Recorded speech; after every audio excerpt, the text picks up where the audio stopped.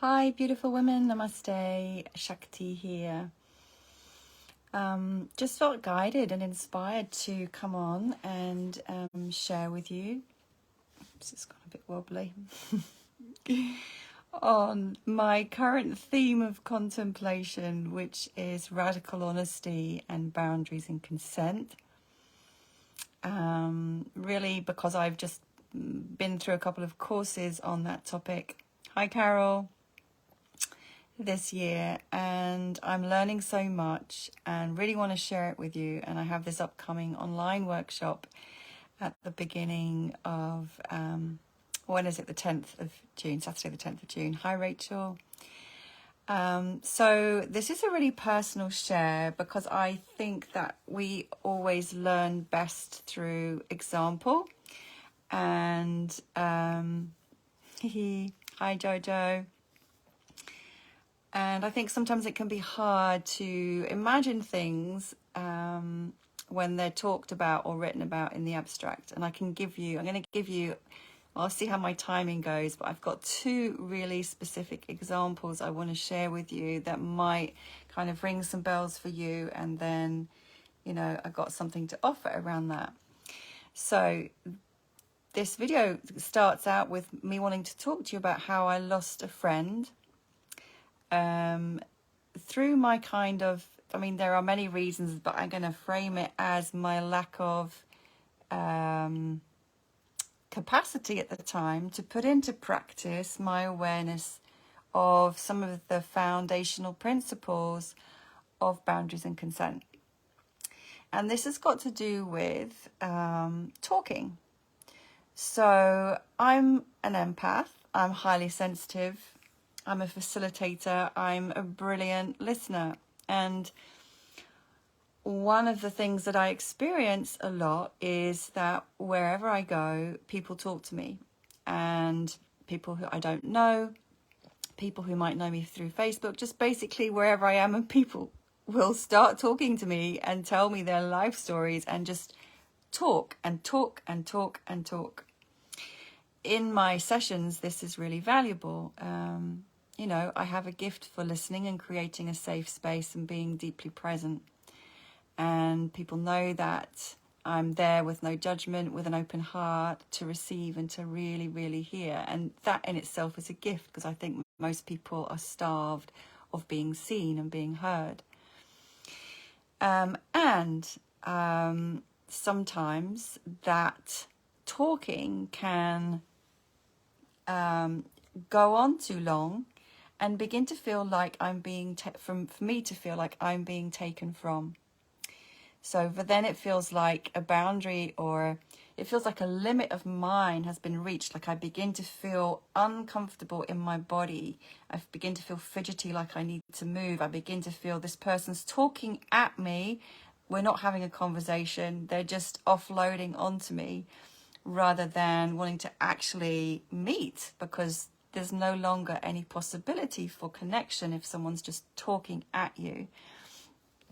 And, that has happened a fair bit in my experience.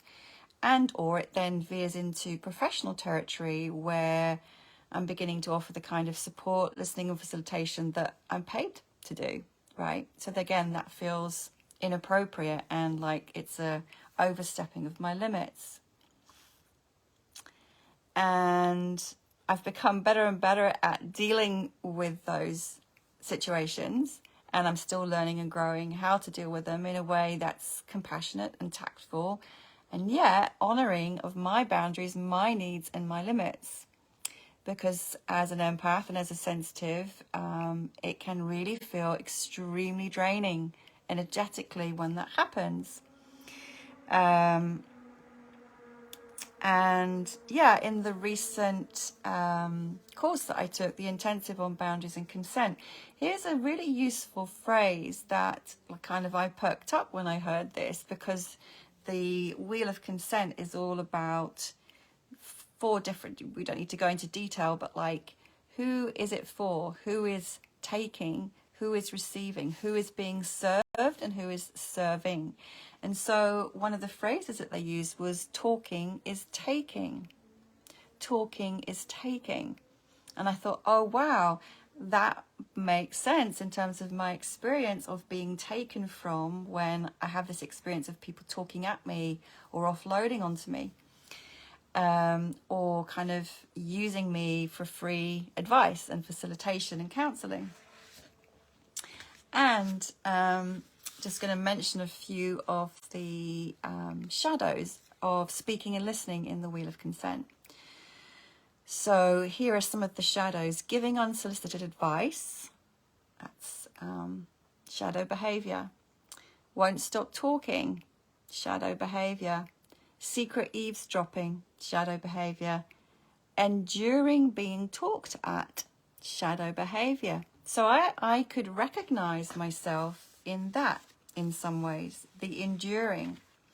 And that goes along with patterns of victimhood, not speaking up for yourself, not identifying your needs, not articulating your limits. Because, of course, we are all fully responsible for our experience. And we all have patterns, traumas and wounds that might feed into the experiences that we're having. So for me, for example, I fully understand that I have a background where my only role of value in my family once I became an adolescent was to be a listening ear to both of my parents. And so I began to cultivate and develop this capacity to listen and to be silent. And where it was dangerous, if I spoke up and spoke my truth, I could be hit or, shouted at, verbally abused. So I learned to be quiet and to listen. It serves me well in that I'm a really good listener now, but sometimes it doesn't serve me well in that I don't speak up when something is happening that is overriding my boundaries and my limits. And even though I've been aware of it for a long time, I'm still unlearning that mechanism in my body and my being. It takes time to unravel these traumas and these patterns. But mercifully, at least I'm very aware of it now. So anyway, coming to this situation with a friend. And this was at a time when I was going through, my father was dying. And just holding that in itself was a lot. It was incredibly energetically, spiritually, emotionally demanding and quite traumatic. I was also supporting one of my kids through a difficult time. And on top of that, working. And my work is all about facilitating, listening and holding space. So I didn't have any reserve capacity whatsoever at that point, really, for anybody else. Like, my energy was entirely going to surviving, like doing what I needed to do, supporting the people that most close to me, eating, sleeping. That was it. I had no reserves. And in that time, I called a friend, hoping to have a conversation that would just sort of cheer me up, just hoping for connection, I suppose. And I'd had many good conversations with this friend. And what happened to happen in that instance was that she began to talk and talk and talk and talk about herself without pausing and without asking me how I was. And I didn't say anything. I stayed silent. So I totally take responsibility for this dynamic as it showed up. And also I have great compassion for myself, because that is partly a trauma response in me. And it's partly a learned behavior for survival. And it's also a gift that I have. And, in balance, I love listening. I love listening. I love holding space for people in balance. And in this occasion, that conversation was very imbalanced. The talking was taking, and there seemed to be no awareness of me in that. And I began to get very triggered and to feel angry and resentful and judgmental of her. And I could feel in my staying silent and not saying anything, I could feel my heart closing down to her. I could feel my heart closing down, and my heart's really open, and it's very rare that my heart closes to anyone, but I could feel it closing down. And then I went into this sort of almost cynical space of, okay, let's just see how long she talks without stopping, how long she talks about herself, before she realizes I'm here and has the presence of mind to ask me how I actually am, given what I'm going through. There was, at that point, like a bitterness, a resentment, like, why hasn't she asked me how I am when she knows my dad's dying and my daughter's going through this and blah, blah, right? But I didn't say anything.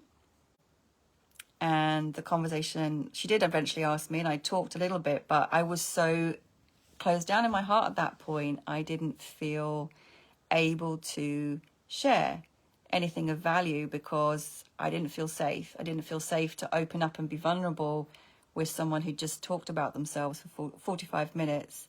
I just felt they wouldn't have the capacity to actually hear me and be present to my vulnerability, because there was a lot of vulnerability there. So the conversation ended, and after that conversation, I did not call her again.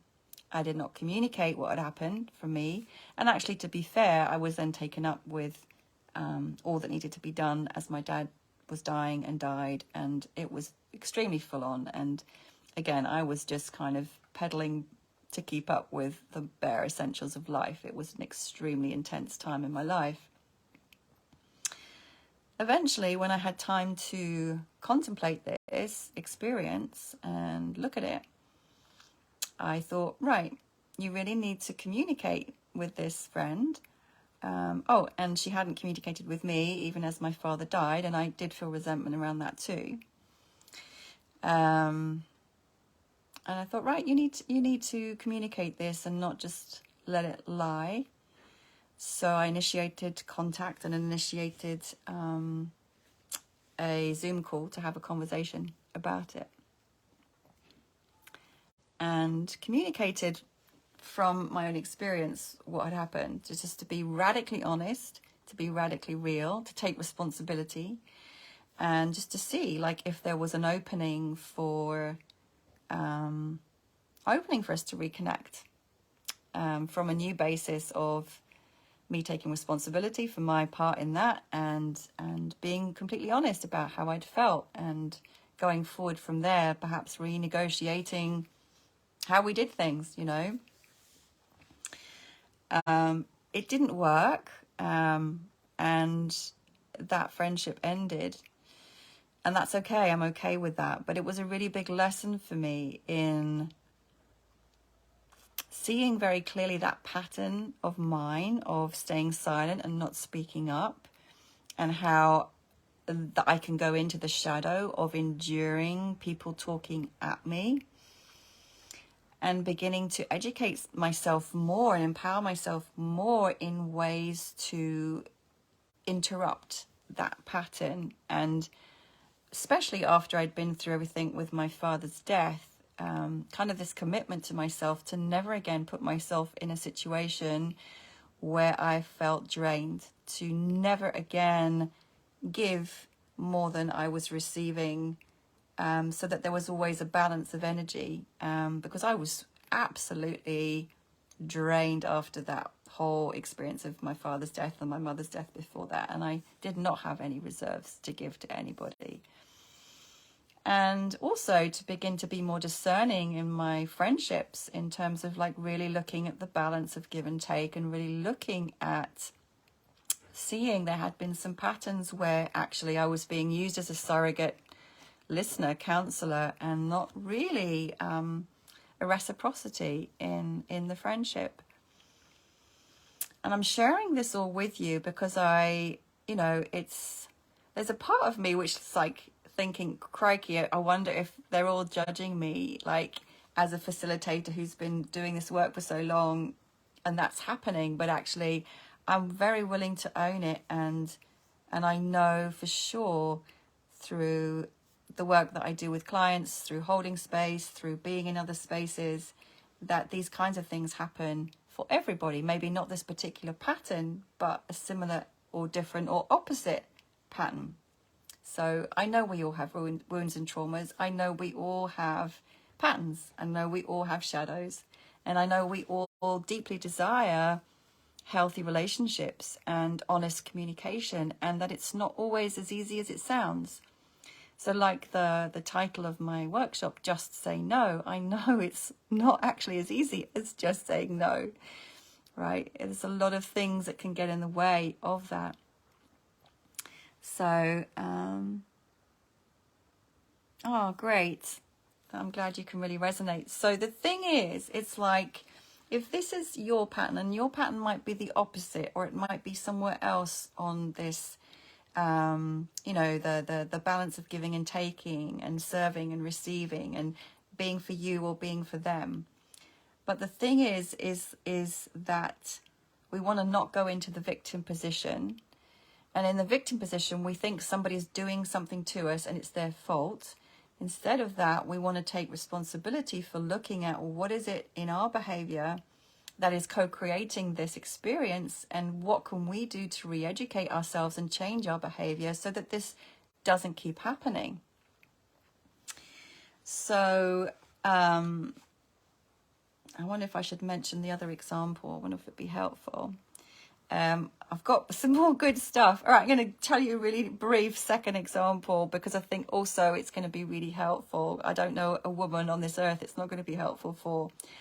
I had an experience where I met a man where there was a strong mutual attraction. It felt for me, and from what he said for him, like compelling attraction. And it wasn't physical. It wasn't anything to do with how he looked. It was energetic, spiritual. There was a sexual charge, but it really wasn't about physical attraction. It was much more about this sense of soul attraction, and it was powerful. And I hadn't felt attraction to a man for a very long time, and it really kind of took my attention. We weren't able to find out what it was about because life took us apart, and then we ended up being in the same place together some months later, by which time he was in a new relationship. We met in this place, where we were both staying, and he communicated his desire to see me. He'd had this desire to see me, and he still had this same strong calling, and if only we'd met before, and all of these things, right? And we kept speaking, and every time we were together, this pull was really strong. I wanted to honor that he was in a relationship. He was saying he wanted to honor that he was in a relationship. You know, I don't hang out with men in relationships or married men. It's just not my thing. Why would I do that? It's just not my thing. And there was this strong pull, and there was this strong communication and energetic sharing that was happening. And then we were in the sauna together one night, and he invited me to go off into the garden with him. And I went, and in the going with him, there were no alarm bells. I was just in the innocence of the moment, the magic of the moment. Being naked doesn't mean anything to me, and not to him either, I don't think so. It wasn't sexual. It seemed very sweet and very innocent. And then we ended up lying down on the grass side by side. That still felt okay and innocent to me. And then his hand reached across and gently touched my belly. And at that point, something in my body said, what is this? He's in a relationship. What's happening? And I did say, what are you doing? And he said something like, just exploring. And I didn't stop him. Okay, this is very similar to the verbal thing. And again, nothing sexual happened, but there was a little bit of gentle touch And there was very definitely an exchange of energy. And then we went apart and went back to our respective places. And the next morning, we both felt terrible. And he ended up blaming me. I didn't blame him. I was taking responsibility for what had happened and for my part in it and wanting to discuss that, but he didn't have the capacity to take responsibility and to have a calm discussion about it, but he blamed me. So I went away from that experience and reflected on it, took responsibility, processed, and saw once again that pattern of going along with something, even though my body had said no, even though I had no intention to be sexual, even though I knew there was a boundary of integrity that we both overrode. And that did not feel good. That did not feel good at all in any way. And again, I looked at, okay, so how did that happen? It happened because I didn't speak up. I didn't question. I didn't say no. I didn't say, what are you doing? I didn't say, you've got a girlfriend. And in my self-inquiry around this, I saw I had made a lot of assumptions. I had made projections. Yeah, I'd made assumptions and projections.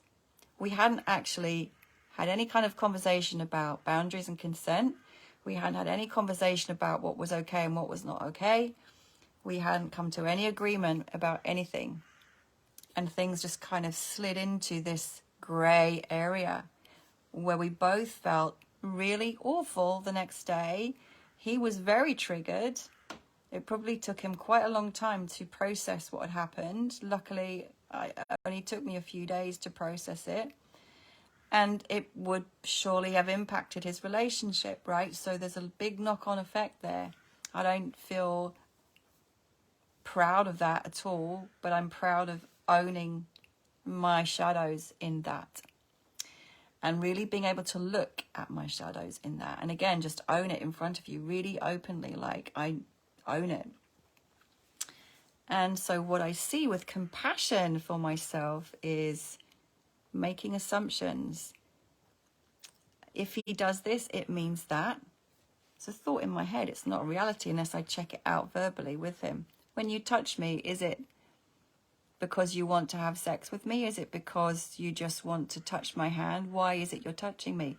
Unless you clarify verbally, you do not know. You cannot make any assumptions about their intentions. This is a really big lesson. And I realized in the past I've made loads of assumptions based on projecting my own way of being and thinking onto another person. I've also learned this around the talking, people talking at me and sharing with me, oversharing. I have assumed in the past that people have the same level of sensitivity, awareness as I do, and most people actually do not. So I actually have to state my boundaries and my limits because a lot of people have no clue and no sensitivity to other people's boundaries and limits. So it's up to me to educate them and to say, stop, this is too much, stop talking, that's enough, I need some space now, or whatever. Okay, so I hope that's helpful. So assumptions. Never make assumptions. And actually, this is one of the 4 agreements. Don't make assumptions. Ask questions to clarify. Projections. We project our own positives and we project our own negatives onto others. I tend to project my positives and take the blame for all their negatives. But look at where you're assuming and not questioning.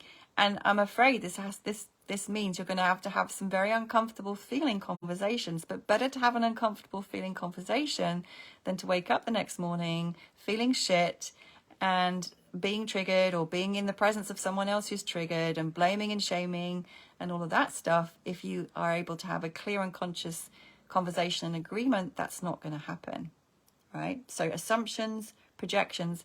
And then the third one is expectations. Like, what are your expectations? I also realize I have had the expectation that everyone knows or has a sense of giving and receiving in conversation. Well, I'm afraid that's not the case. Not everyone does. So rather than blaming other people who don't have the same level of awareness or expectation, I'm going to take responsibility for my energy from now on in every interaction with somebody else, right? Taking responsibility. It's mine, nobody else's. And of course, then also looking at our patterns, our shadows, and our traumas and how they feed into this. So for me, I have a history of abuse, emotional abuse and physical abuse from my father, not sexual abuse. And I've also been in a relationship with a narcissistic person. So there is trauma in my system, which means I can go into the freeze mode. So you may have heard of fight, flight, freeze, and fawn. So I can go into freeze or fawning, and fawning is where we're nice to somebody to so that they don't reject us or behave aggressively towards us, because it comes out of the fear of somebody's anger or abandonment. So fawning is being nice, being people pleasing, being over nice, wanting to keep on good terms with somebody even when it's overriding your limits and your boundaries. So freezing and fawning are two shadow responses.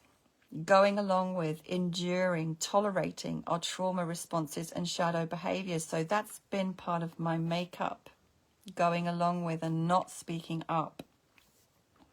You may have other patterns, but we all have them, and you will definitely have them. You just need to know what they are. The other thing is that people are not mind readers. I think when I was less mature and informed and aware, I would probably find myself getting annoyed with men or my partners for not doing what I assumed they would know to do. Surely everyone knows this. Surely everyone knows that I want that. Surely anybody with a heart would do this. Surely anyone who loves me would do that, right? Forget that. People aren't mind readers. You need to communicate clearly and cleanly what you need, what you desire, what you want. Ask for it. So people aren't mind readers. And also one thing that it's kind of blindingly obvious, but I want to kind of state it. And I'm really learning this as well, because right now I've been living in different people's homes and seen many different people, as well as, I've seen a lot of people in my life. People are so different. I'm consistently astonished by the different standards, values, boundaries, needs, requirements that each individual person I meet has. So please never assume that everyone in the world is like you, because they really are not. And that's another reason why it's really important to be able to communicate and to negotiate your needs, your limits, your boundaries, because you cannot assume that others have the same as yours. And finally, there's one other point I was going to make, which is that, particularly when it comes to sexual intimacy, once you're in the act of anything that's arousing, it's more difficult to speak. So especially, I think, for women, once we get into our sexual arousal and we get into our pleasure, the capacity to vocalize goes, because we're going more and more into our body, and it's a non-verbal experience. So to be aroused, to be sensual, is a non-verbal embodied experience. And that part of the brain that's used to communicate thoughts can kind of be switched off. So it can be harder to speak when we're turned on, even if what's happening isn't what we want to be happening. Which is another reason why a lot of women are silent when things are being done to them that they do not like or do not want. So much better to come to the agreement beforehand and to practice making agreements with a partner, if you have a partner. So you really get to experience both of you asking very cleanly and clearly for what you want, saying what you don't want, saying what you're willing to do, and saying what you're not willing to do before you get down to it. Enduring. What does that say? Last fling. Yeah, you see, that's what often happens. We get excited. We meet someone, we're turned on, it's sexy, it's you know, it's exhilarating, that whole rush, right, of adrenaline and sexual attraction. It's great. I know that feeling. I've done that many times. And we have the fling, we have this great sex, and then next morning, you know, then what happens? Recriminations, expectations, disappointment, heartache. And, you know, one way to avoid that is boundaries, consent, and communication. I think, well, from the women that I have worked with and held space for in my career, I would say most women do not feel comfortable asking for what they want, naming their desire, saying no, and most women endure and tolerate things they don't want, don't like. And how amazing would it be to begin to change that up to a more empowered place where you begin to ask for what you want and get what you want, and sometimes not get what you want, but at least to have asked and to feel empowered in that, to say no to anything that feels wrong in your body. Anything at all. That is your right, and that is your responsibility. And then the great thing with this then is that there's no more blame. There's no more blame, there's no more shame, there's no more pointing the finger, because the only one that's responsible is you. And sometimes you will still fuck up like I did, and that's why I was willing to share so honestly with you.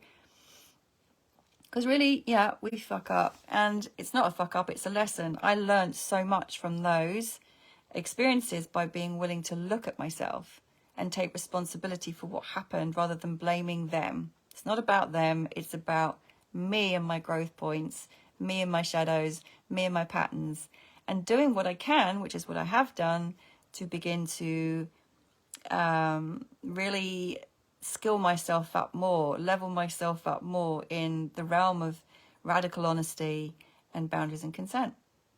And that's why I want to share just a few nuggets from what I've learned with you, because it is so empowering and it changes everything. It changes your relationships, not just sexual, not just intimate, but every relationship with everybody.